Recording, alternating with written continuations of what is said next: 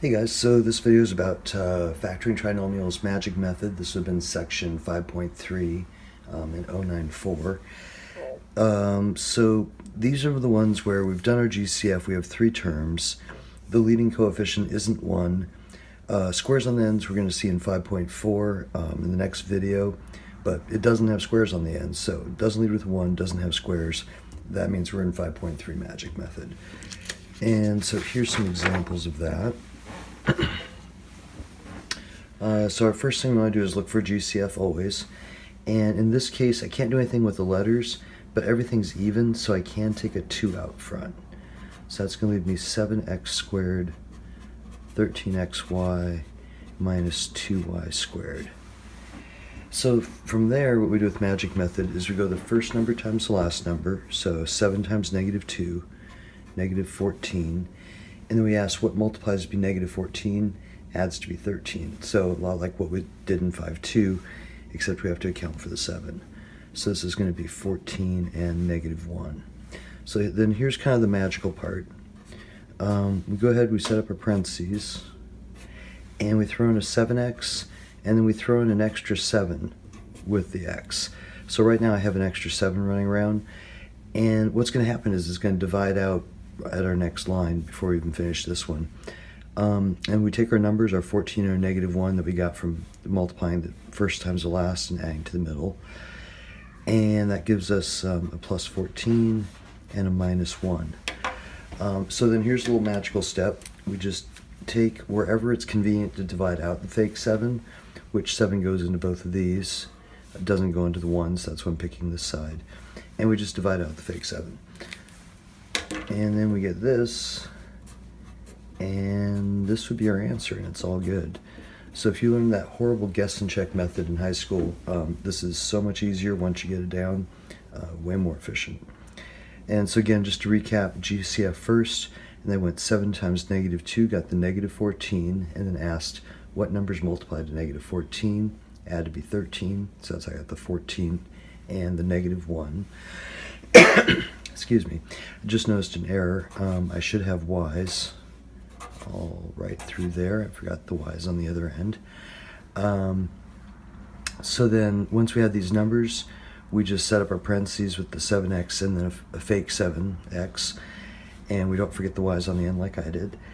And we just put our numbers in and then divide out the fake 7 wherever it comes out easily. And you know, 7's prime, so it's going to come out on one side or the other, but they can also do where you have to divide on both of them. And then we just reduce that, and then that's it. So this doesn't look very good, but it says 7x minus y right there. So this next one, not going to forget the y's this time. So I'll go 3 times 4 is 12. I need two numbers and multiply to 12 and add to negative 8.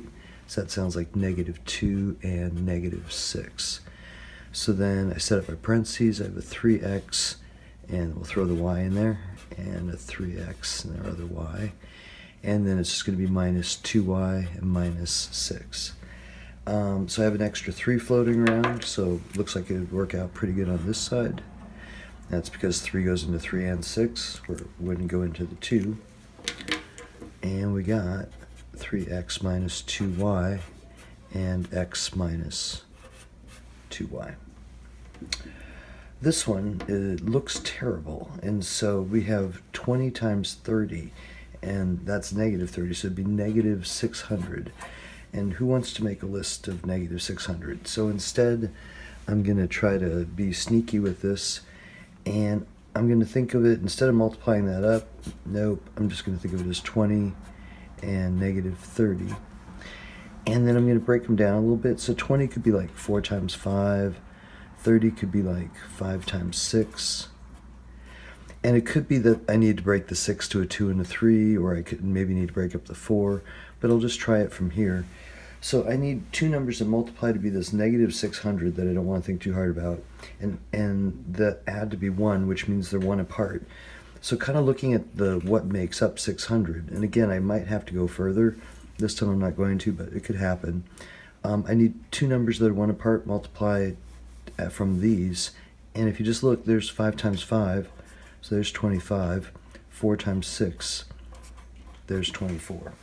and my 24 would have to be the negative because it comes out to a positive 1. And so sometimes if you just break it into primes, you can kind of wiggle the numbers around and spot it easier than doing 1 in 600, 2 in 300, and so forth. So then coming over here, I'm going to go 20x, and then plus 25, and then 20x again. Again, we'll have to divide out 20 somewhere, minus 24. So then, if we look at these two factors, 20 and 25, the best I can divide out there is 5, and that's cool, because I still have this side.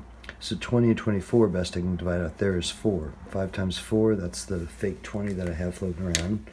And then I just reduce, and then that's it. And that was kind of the hardest factoring problem ever, but hopefully not too bad that way. So 4x plus 5, and then 4 goes into 25x minus 6. This one, so GCF of just x squared, the 7 and the 52 aren't going to play, so we'll do an x squared out front, 7x squared minus 52x, and then plus 21. This is a great place to do that trick, because 7 times 21, it's 147, but if I just go 7 times 21 and think of that as 7 times 3, they're just, because the 21 is the 7 and the 3, there's not that much to play with here, so I need them to add to 52, so it's got to be 49 and 3, so that makes it really easy to spot the numbers.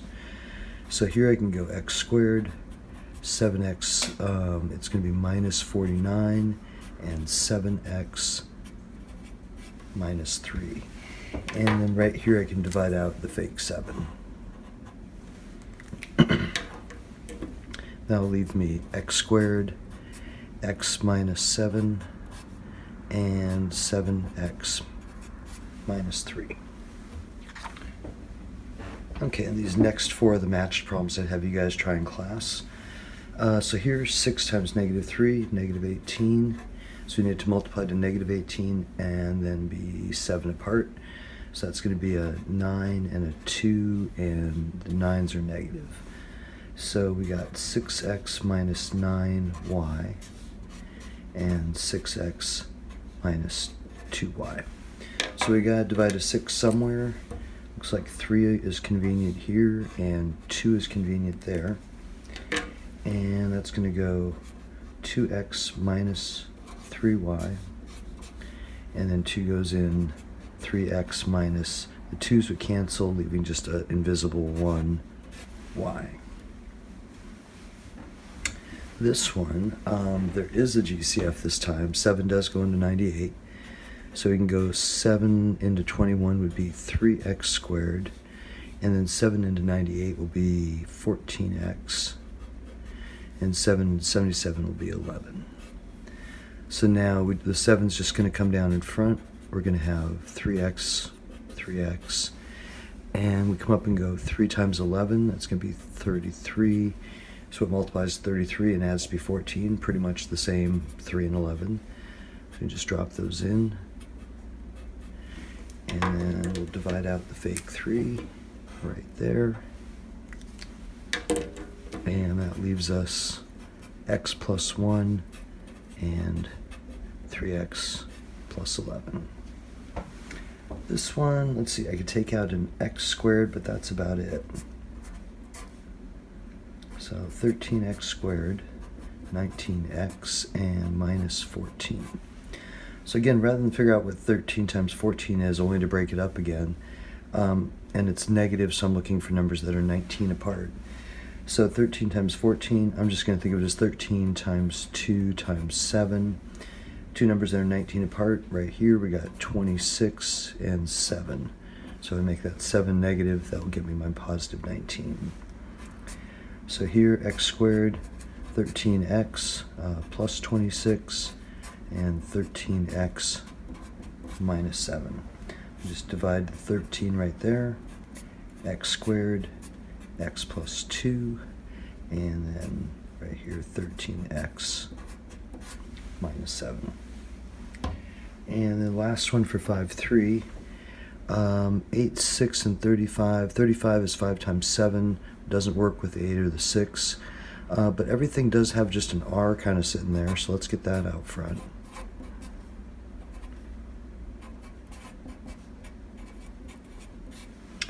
Okay, so then 8 times 35 is a bit of a bummer. Again, it's kind of a bigger number. So I might think of the 8 as, say, 2 times 4, and then I would think of the 35 as 5 times 7. This is a negative number, and so we're looking for two numbers that are 6 apart. And just breaking it up that far, right there I can see 4 times 5 is 20, and 2 times 7 is 14. And the 14's got to be negative for it to be a positive 6. So then we come down here and we just do our 8x plus 20 and 8x minus 14. And then best we can do there is a 4. And best we can do here is a 2. And that's the extra 8 that I put in. So our 2x plus 5 and 4x minus 7.